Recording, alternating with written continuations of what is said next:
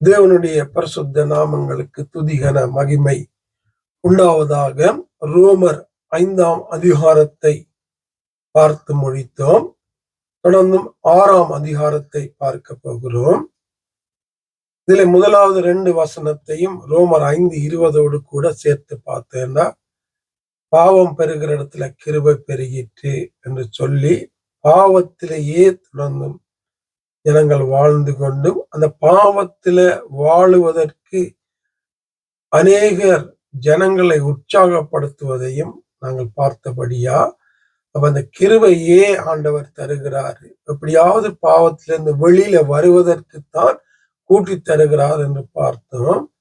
அதே கிருபை கிடைக்குதுன்னு சொன்ன பவுல், அந்த கிருபை பாவம் செய்ய செய்ய கிருபை கிடைக்கிறபடியா பாவத்தில நிலை நிற்கலாமா கூடாதே என்று 6:1 சொல்லுகிறாரு. அதன் பின்பதாக பாவத்துக்கு மறித்த நாம் இனி அதுல எப்படி பிழைப்போம், அதுல எப்படி வாழுவோம், அதுக்கு செத்து போயிட்டோம்ல அந்த பாவத்துக்கு. ஆண்டவரை ஏற்றுக்கொள்ளும் போது, ஞானஸ்தானம் எடுக்கும் போது, ஒப்பு கொடுக்கும் போது, புது சிருஷ்டியாய் மாற்றப்படும் போது, மறுபடி பிறக்கும் போது பாவத்துக்கு நாங்க மறிக்கிறோம். மறித்து புது சிருஷ்டியாக தேவனுடைய பிள்ளைகளாக நாங்க பிறக்கிறோம். அப்ப அப்படி பிறந்த நாங்க திருப்பி எப்படி பாவத்துல வாழுவது, பாவத்துல பிழைப்பது என்றாதான் எப்படி அதே பாவத்துல வாழுவது என்று சொல்லி போட்டு 3வது வசனம், கிறிஸ்து இயேசுவுக்குள்ளாக ஞானஸ்தானம் பெற்ற நாம் அனைவரும் அவருடைய மரணத்துக்குள்ளாக ஞானஸ்தானம் பெற்றதை அறியாமல் இருக்கிறீர்களா? இதைத்தான் சொல்றாரு. கிறிஸ்துவுக்குள் நாங்க ஞானஸ்தானம் எடுக்க என்ன செய்யறோம்? அவருடைய மரணத்துக்குள்ளாக ஞானஸ்தானம் எடுக்கிறோம். என்ன, நாங்க இப்போ தண்ணிக்குள்ள போகும்போது நாங்கள் அடக்கம் பண்ணப்படுகிறோம். பாவத்துக்கு, பழைய வாழ்க்கைக்கு, அக்கிரமங்களுக்கு, மீறுதல்களுக்கு அடக்கம் பண்ணப்பட்டு அதுக்கு நாங்க மறிக்கிறோம். இயேசு எப்படி பாவத்துல மரித்தாரோ, பாவத்துக்காக மரித்தாரோ, அதே போல ஞானஸ்தானம் எடுக்கும் போது நாங்களும் அந்த பாவத்துக்குள் மறிக்கிறோம். அதுக்கு ஒரு அடையாளமாகத்தான் ஞானஸ்தானம் எடுப்பதற்கு அநேக காரியங்கள் வேதத்துல உண்டு. தேவனுடைய கட்டளை, அவரோடு செய்கிற உடன்படிக்கை, இப்படியெல்லாம் அநேக காரியங்கள் உண்டு. அது ஒரு பக்கம். அதுக்கு இன்னும் ஒரு அடையாளம் என்னன்னு சொன்னா, ஞானஸ்தானம் எடுப்பதற்கு பாவத்துக்கு நாங்க மறிக்கிறோம். நாங்க இனி பாவம் செய்ய மாட்டோம். நாங்க இனி பாவத்துக்கு சாகுறோம். நாங்க இனி நீதிக்கென்று உயிர்த்தெழுகிறோம். தேவனுக்கு ஏற்ற பரிசுத்தத்துக்கென்று உயிர்த்தெழுகிறோம் என்று பரிசுத்தத்துக்கு வாழுவதற்கு அந்த ஞானஸ்தானம் எடுக்கும்போது நாங்க எங்களை ஒப்பு கொடுக்கிறோம். அதான் அவர் கேட்கிறாரு.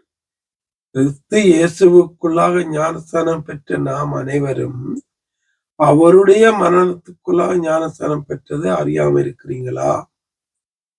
ஏன் ஞானஸ்தானம் எடுத்தீங்க என்பது தெரியாம இன்னும் பாவத்துல வாழ்ந்து கொண்டு அநேகருக்கு ஞானஸ்தானம் ஏன் எடுக்கிறது, எப்படி எடுக்கிறது, என்னத்துக்கு எடுக்கணும்னு தெரியாது. ஞானஸ்தானத்தை குறித்து ஒரு செய்தி கொடுத்திருக்கிறேன், போய் பாருங்க, கேளுங்க. ஆண்டவருக்கு சித்தமானால் மீண்டும் அதை கொடுப்பதற்கு வாங்கிக்கிறான். என்ன, ஜனங்களுக்கு ஒரு 4-5 நிமிஷத்துக்கு மேல செய்திகளை கேட்பதற்கு நேரம் இல்லாத பட்சத்துல ஒரு 4-5 நிமிஷத்துல அப்படியான காரியங்களை விளங்கப்படுத்த முடியாத ஒரு நிலைமை அறகுறையா படித்து போட்டு பிறகு அறகுறையா எங்களை பற்றி கதைப்பாங்க. அதுக்காக ஒரு காரியத்தை சொன்னா தெளிவா சொல்லணும். அப்படிப்பட்டதான ஒரு கிறிஸ்தவ சமூகத்துலதான் நாங்க வாழ்ந்து கொண்டிருக்கிறோம். ஆகவே பாவத்துக்கு மறிச்ச நானும் நீங்களும் இனி அதுல வாழக்கூடாது என்று ஆண்டவர் ஆகிய தெய்வம் எதிர்பார்க்கிறார்.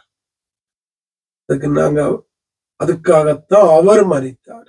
எங்களோட பாவங்கள் இருந்து நாங்க வெளியில வர வேண்டும், அவரை போல மாற வேண்டும், அவருடைய பிள்ளைகள் ஆக வேண்டும், நித்தியத்துக்குரிய வாழ்க்கை வாழ வேண்டும் என்றுதான் அவர் மரித்தார். அவருடைய மரணத்தை நினைவு கூறுகிற நாங்க, அதான் ராப்போஜனம். என்னை நினைவு கூறும்படி இதை செய்யுங்கள். லூக்கா 19 சொல்றாரு. ஏன் நான் வந்த, அடிக்கப்பட்ட, ரத்தம் சிந்தின, உயிரை கொடுத்த, உயிர் தெழுந்தன் என்பதை நினைவு கூறுகிறது தான் ராபோஜனம். அப்ப அதான் சொல்றாரு. அப்ப பாவத்துக்கு மறிச்ச நாங்க இனி அதுக்குள்ள நாங்க வாழக்கூடாது. அதை நாங்க நினைக்கணும், மறந்துடக்கூடாது. ஆவியானவர் உங்களையும் அப்படியாக தொடர்ந்தும் பரிசுத்தத்துக்கு நேராக வாழ, நித்தியத்துக்கு நேராக வாழ உதவி செய்து வழி நடத்துவாராக. ஆமென்.